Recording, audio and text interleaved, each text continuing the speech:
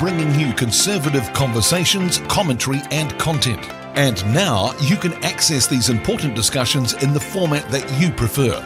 Watch, read, listen. You can watch our content on our website, familyfirst.nz. Simply click on the Watch tab and you'll see all our various programs that you can view. You can also watch these across our social media channels: Facebook, Instagram, LinkedIn, YouTube, X, TikTok, Threads and Blue Sky. Everywhere. If you'd prefer to listen while you go about your daily activities or are travelling in a vehicle, then click on the Listen tab and the latest content is there for you to listen to. You can also find us on Spotify under Family First NZ. And if you prefer to read our commentary, then click on the Read tab.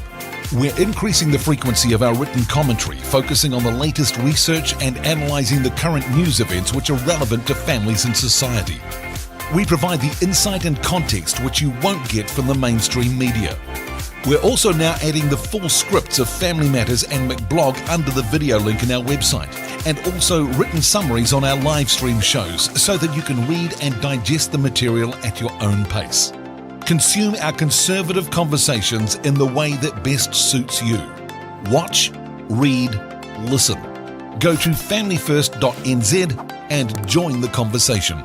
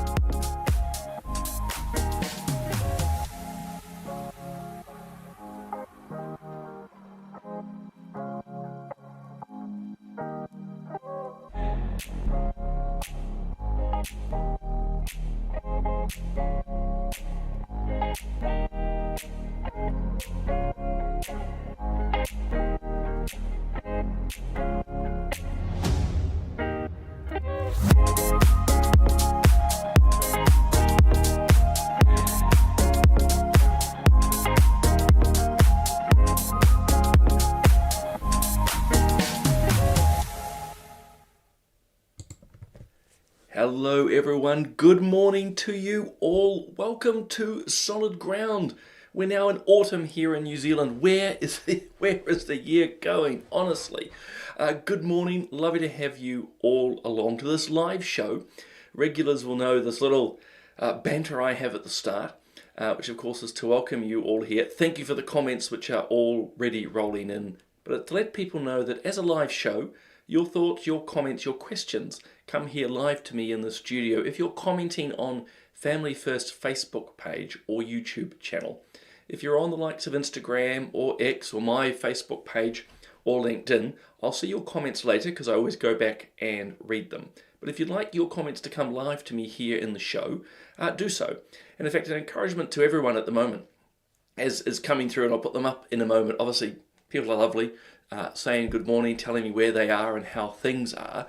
But if you do get a chance, let me know what you think are or is the biggest topic this week, including, not to try and lead you, but at 1 o'clock today, I believe, or sometime this afternoon, I think it's 1 o'clock more likely, we're going to have the second part of the Royal Commission on COVID released. I suspect, well, not that Jacinda Ardern cares anymore, but I suspect she, Chris Hipkins, Aisha Verrill, and a lot of people in the Labour Party are very nervous about what's going to come out of this Royal Commission. So I suspect COVID's going to be a big discussion point politically this week. And unfortunately for Christopher Luxon and the National Party, there's still going to be a lot of discussion about the nature of his leadership. So look, much to discuss today. A lot of it actually going to focus on the life issues because we've just come out of the March for Life. In fact, I'm going to share a little video with you in a moment. But as I always like to do, to say good morning to those who have got on quick and early. So to Nigel and to Edmund, good morning. Sounds like it's a lovely day out there. To Jackie and Rosie, I see Lynette there as well. Good morning too. We've got Mike. Good morning, Harrison. Lovely to, actually I saw quite a number of you at the March for Life in Auckland on Saturday. So it is very, very good to see you guys here online. I will just say at the outset, if, and that's the key word, if I'm slightly slower or dopier this morning, it's because I had a very small procedure yesterday. I want to stress the word small, completely minor, nothing is wrong, but I was a little bit doped up, and I have to say between not eating and the sedation, I'm feeling just a little bit slower today, which is probably a good thing, my wife and colleagues would say, but I should be fine. If I wasn't, I wouldn't be on the show broadcasting live, but I'm feeling inside myself just a little bit flat. So if that comes across, my apologies. But the weekend was amazing. We had the March for Life, and I'm going to share a little video which the Family First team took. But before I do that, I am delighted to let you know it might be, well, certainly the first time on solid ground. Bob and others might have given you a hint of this, but there is a new Family First show coming called Counterculture. It's a little bit like Straight Talk, except for younger people and cooler people.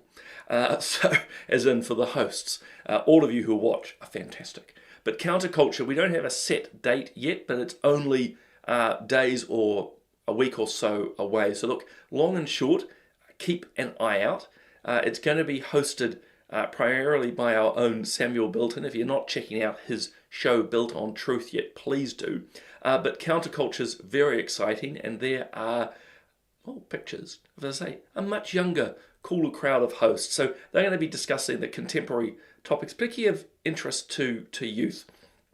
So that is some breaking news, if you will, which I think is very exciting. And Harrison sums it up with his comment there, Gen Z to rise up. Well, that's it. And also to challenge the culture in the way that we do here at Family First.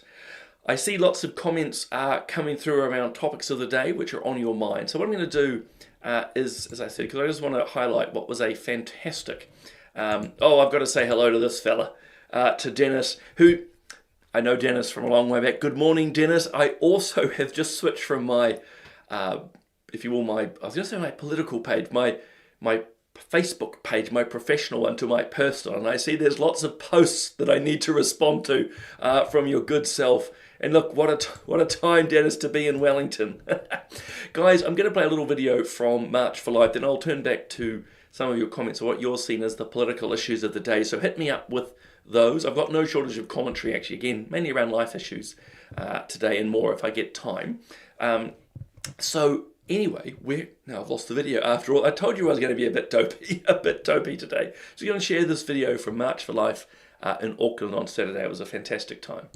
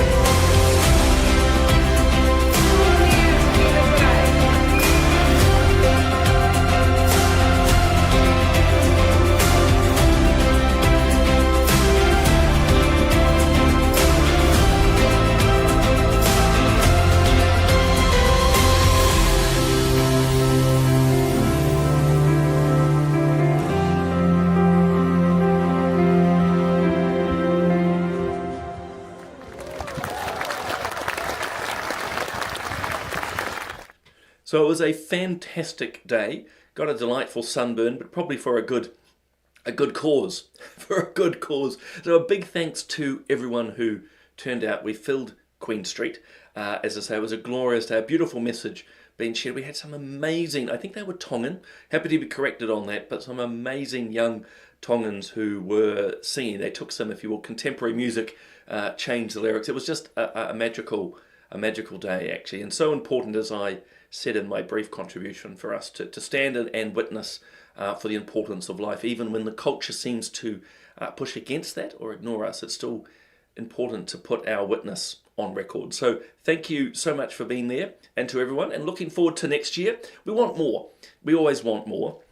And before I turn to what you guys are thinking of the topics du jour, the topics of the day, I thought I would just share. This has just come to Bob and I through a group called Right to Life. They're based out of Christchurch, and they do a lot of advocacy, as you might expect in the pro-life space. And one thing they're exceptionally good at, amongst others, is Official Information Act requests. And I hope you can read this, but this is sadly one of the reasons we continue to march, because abortion numbers just keep going up and up. So these are just the provisional numbers for 2025. So last year abortions are almost 18,000 abortions. So that's a rise again from last year. And Bob, because he's much better at mathematics than I am, has done a little bit of analysis and notes that it's almost a 36% increase since Jacinda Ardern changed the abortion laws in 2020. In other words, a 36% increase in the number of abortions since the law was passed. And so if you break down 18,000 abortions a year, that's almost 50 a day. I would have to say, even to the more hardened hearts in the pro-death culture, must resile or sort of go, that just doesn't seem quite right.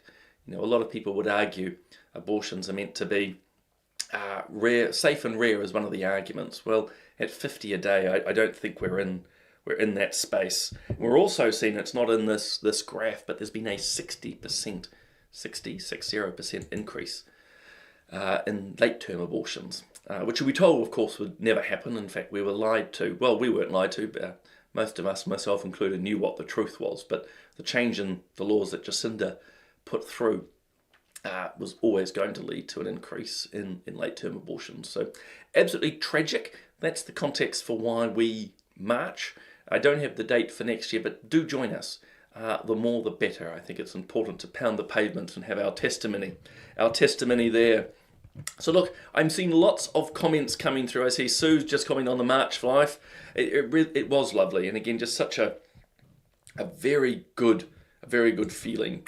A lot of people, because probably I directed you in that way, which was not my intention, is around the COVID inquiry today. Yeah, there's going to be lots of commentary. I suspect Bob and I will do some breaking news. So if you're online post 1 o'clock today and into the afternoon, Bob and I will be doing some quick analysis of what we're reading. I know that the RCR crew are doing a webinar tonight, so check that out. Check out their social medias. Go to the RCR page and find details there. I know they'll be breaking it down. Trish is asking, are we paying for a bodyguard? Not anymore. This will be around Jacinda Ardern. I think, for me, just one comment. I think she, as the Prime Minister, has a lot to answer for, and I'll be interested to see what the Royal Commission says today about her. Chris Hipkins, because of course he was the Minister of Health, and their current Shadow Minister for Health, Aisha Verrill, there we go. Spoonerism early in the morning. We'll have a lot to answer for because of what they did. I suspect the Ministry of Health as well. I mean, there'll be some elements they'll say, look, well, but I suspect from little hints we're hearing, there'll be a lot that needs to be discussed. And I think important for me is we always play the ball and not the man. I know there's a lot of angst and strong feeling about Jacinda. I'm not trying to protect her, but I think we've always, my advice is we play the ball, not the man, or in this case, the person. But as we know, she doesn't want to be back here in New Zealand. In fact, she's looking for a place in Australia. And as I was getting ready for the show, actually, some friends in Aussie last night had sent me what are fawny newspaper articles about her moving to the northern suburbs of Sydney. And I do find it, I have to say, quite remarkable, the lack of reflection on actually the state of the country that she's left New Zealand. There is a reason why she finds she can't come back here. and there's a reason why the Labour Party never talks about COVID, but they will have to after the report today. Coming back, I'm just bouncing through the comments here. As Robin noted, and I did on my socials too, no mainstream media coverage at all of the March for Life, but back-to-back, wall-to-wall, around the likes of the Pride Parade or the pro-Hamas parades. I know too my Persian and Iranian friends have struggled to get much mainstream media coverage for them at the moment. As I've often pointed out to you guys, in fact I'll share another slide if I can find it, media takes a moral viewpoint on these issues and then runs with them. So they're not particularly sympathetic to the downfall of the Islamic regime in Iran, I would argue. They're definitely not supportive of the likes of March for Life. But I just saw this, Bob just sent it through to me this morning, and I'll get back to your comments. From KiwiBox, this is David Farrer. So he had a postgraduate student, has done an analysis of the press. So this is one of, it's a newspaper. And I hope you can read the numbers there, but to be fair, you'd have to look at the exact analysis and what the postgraduate student was using. But if we take their work at face value, you can see the extraordinary bias to the left. And it's important to read the last sentence, because even though neutral is the majority of the news, that's all the news. So it's not just political news, but incredible bias. I mean, almost 30% of their opinion leans to the left, with barely 7% to the right. And while not the press, I found that myself. I often am submitting, if you follow my Substack, substack.com, look up my name, I write quite a bit, just wrote a little bit around international law and the rules-based order as former chair of foreign affairs. They won't publish. Now, that's their right, and I'm not complaining. It's more of an observation, you see, because the likes of Helen Clark will get constant coverage. So it's very, that's one of the reasons Bob and I bang on about it, is, as I'm sure you are, just to be aware of the biases which are operating all around us at the moment. I've lost track. Sorry, lots and lots of comments flying through. So we've got that. Where else was we?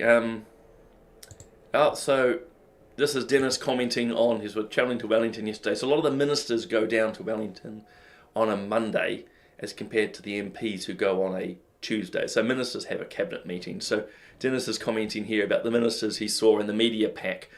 I can say, and I had a quick interview on Radio New Zealand last week, actually, of all things, talking about this. It's a deeply uncomfortable place to be politically when there's ever discussion of leadership, because just as Dennis was saying, there are media packs. You come off the plane, the media literally chasing you for comment, waiting for you to slip up effectively. And it is very, very difficult, not only because you're under pressure, but if there's a real leadership spill on, who are you saying you support? Are you actually backing the winner? Are you going to end up backing the loser? There's so many things going on in your mind. It is absolutely nuts. Lots of comments, as you might imagine, around COVID. Sue's rightly pointing out we're seeing already in the media a lot of attempts to deflect, particularly again from the stuff. So that's Sinead Boucher, Andrea Vance, and a lot of the others that we often are commenting on. Extremely left-wing, already trying to romanticise. I think I might have talked about it last week very briefly, but all the COVID puff pieces in anticipation of the Royal Commission coming out. So stuff, I don't know if I have a tile for it, but stuff put out last week. Effectively, oh yes, this little puppy here. It's a podcast series where the likes of Hilary Barr and others just talk about all their wonderful experiences during COVID and just how lovely the entire time was and fun. As Sue and others are noting, it's really just attempting to run interference already to give you a sense that, it was all fine, when we know it wasn't. You just have to look at the economy. As Lynette says, yep, there's something on RCR tonight, which is important. As we can see, others are talking about, obviously, the pushing of boosters and everything, and you can see, again, with COVID, because this is going to be all the discussion today after the Royal Commission. I think there's already some hints that actually the government and the Ministry of Health misled people on what was and wasn't required. Harrison nails it with, I suspect, for a lot of people, the more research he does, he questions how she became PM. Well, I think that's a very good question, although often, and I was just writing to some people this morning, about this. Often the more ambitious, not necessarily the most capable, get to the top of political leadership. I think there's often, not always, a paradox. Those who are more capable are usually a bit quieter and less ambitious. And I've seen this in my professional life as well. There are those who just get on with the job, whatever that job is, and then there are others who are always machinating, if you want, plotting and planning their way forward. Yes, it is absolutely crazy. I'm just skimming some of the comments here. It said a lot of people rightly and understandably focusing on the COVID situation, and I can't seem to get to any of the latter ones, so it's only the recent ones coming through. And some are saying, have we been misled or lied? I think this is an optimum performance. Really good question, actually. So again, this would be around COVID and a lot of things political. I actually can't answer that. Partly because I'm not in the heads of the Labour government who was running the country at the time of COVID. I suspect it's a little bit of column A and column B. I think a lot of the time, actually, there isn't a sort of a moral intent to lie from the politicians, believe it or not. They're working on the advice they're given. And I think that's going to be a critical thing today to look for in the report. And Bob and I will be looking at that. I know many others too. It will be when were ministers informed about things, be it about the nature of the vaccines or the mandates, for example, or the effects on the economy. Were they told the effects by the likes of the Ministry of Health or Treasury, for example? If they were told and they chose to ignore it or lie about it, boy, that is a whopping big red light.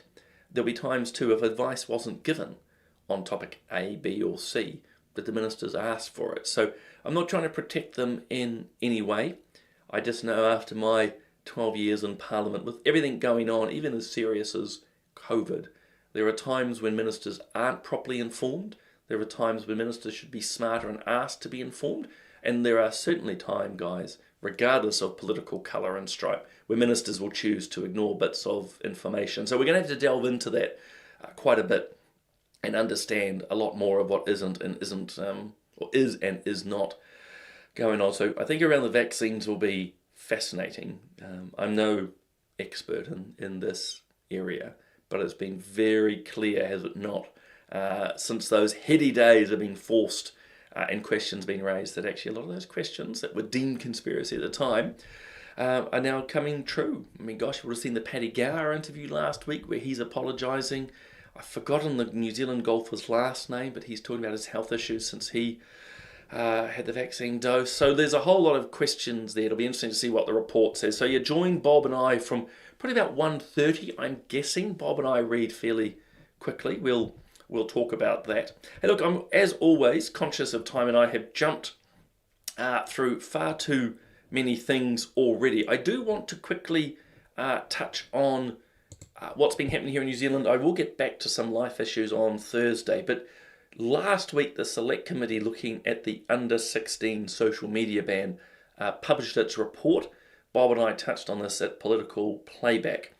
But I just wanted to quickly touch on these last few minutes, a few bits and bobs where some really good things in the report, but by and large I have to say I was disappointed, partly because a lot of it's just political speak for, moving the papers from one end of the table to another. I know all about that, having written Select Committee reports, but there were some worrying elements within it, and one was the Select Committee recommending that we need an Internet Commissioner.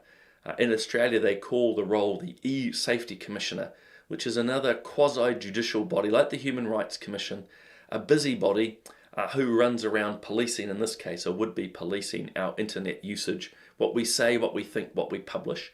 I am absolutely opposed to that. We don't need more commissioners. We probably have too many already. Commissioners for this, that, one thing and the other, who often, from a family first perspective, are not advocating for what is good and right. And the idea of some internet czar, internet commissioner, for me is verboten. We don't want it at all, because as we have seen, these get taken over, they become ultra progressive. It's a way for shutting down speech. They would be targeting the likes of all our family first platforms, RCR, the platform itself, you name it, they'd be coming for us. And one sign that I think we're right To not want an e-safety commissioner or some internet czar is the like of Amnesty International coming out and saying, oh, what a fantastic idea. And so we don't want that. And as you say, I agree with this headline. I do want to see corporations take a lot more responsibility, but when you read the article, and this was on Radio New Zealand, Amnesty International, all for more jurisdictions, more busybodies, policing what we do and don't say. I mean, there are some good things happening. This is just happening in Australia at the moment. You have to prove your age to access, pornography, and this sits alongside their under 16 ban. I still don't think it's the right mechanism. Banning some websites for under 16-year-olds in Australia means a whole lot are not. And I can see some comments flowing through around digital ID. Completely get it.